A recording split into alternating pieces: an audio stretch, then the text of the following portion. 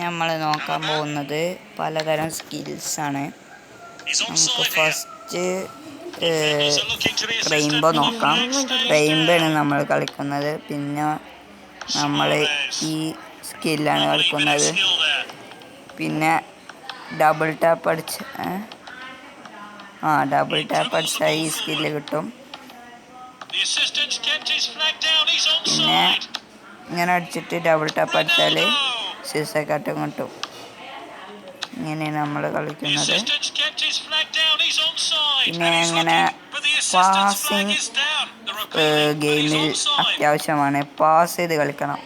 അല്ലാതെ ഒരാളെ കൊണ്ട് ഇങ്ങനെ അടുപ്പിച്ച് ഗോൾ അടിക്കാൻ പാടില്ല.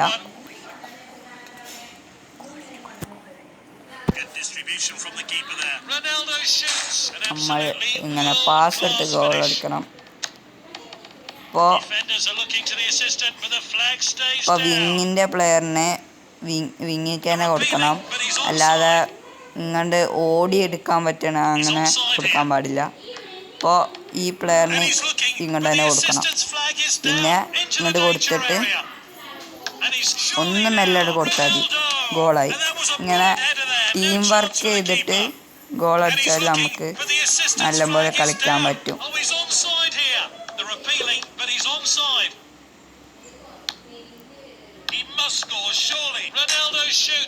What A volley!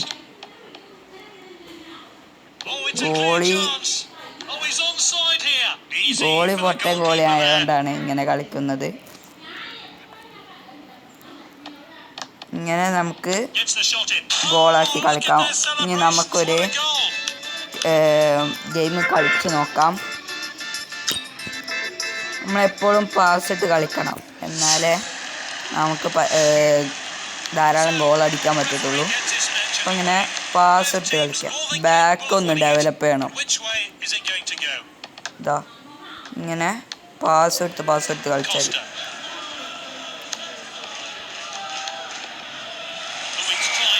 ഓഫ്സൈഡായി. അത് ഇവനെടുക്കാനുള്ള സൈസിലല്ല നമ്മൾ കൊടുത്തത്, അതുകൊണ്ടാണ് ഓഫ്സൈഡ് ആയത്. ഇവർ തിരിഞ്ഞിക്കുമ്പോൾ തന്നെ അറിയാം നമുക്കാണ് കൊടുത്തത്. അത് ഈസി ആയിട്ട് ഗോളിയാക്കാൻ പറ്റും.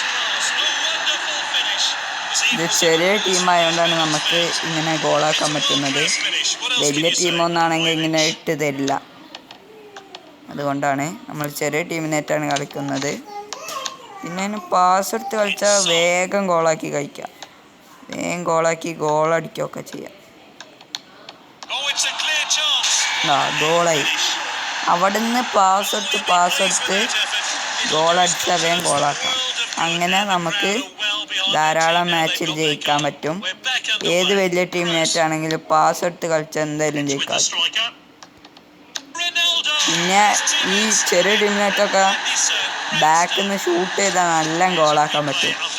ബാക്കിൽ നിന്ന് ഷൂട്ട് ചെയ്താൽ നമുക്ക് നല്ല ഈസിയിൽ ഗോളാക്കാം. പക്ഷേ വലിയ ടീമിൻ്റെ ഒപ്പം എന്നാലും ഗോളാക്കാം. വലിയ ടീമിൻ്റെ ഒപ്പം വലിയ ഓപ്പർച്യൂണിറ്റിക്ക് മാത്രമേ നമുക്ക് നല്ലപോലെ ഗോളാക്കാൻ പറ്റുള്ളൂ. അങ്ങനെ നമുക്ക് എത്ര ഗോൾ വേണമെങ്കിലും കളിക്കാം. ഇങ്ങനെ നമ്മൾ കളിച്ചാൽ മതി. ഇങ്ങനെ കളിച്ചാൽ വേഗം തന്നെ കുറേ ഗോൾ അടിക്കാൻ പറ്റും. പിന്നെ അയാൾക്ക് എത്തണ അത്ര വിക്കി പാസ് എടുത്താലേ കിട്ടത്തുള്ളൂ, അല്ലാതെ കിട്ടൂല.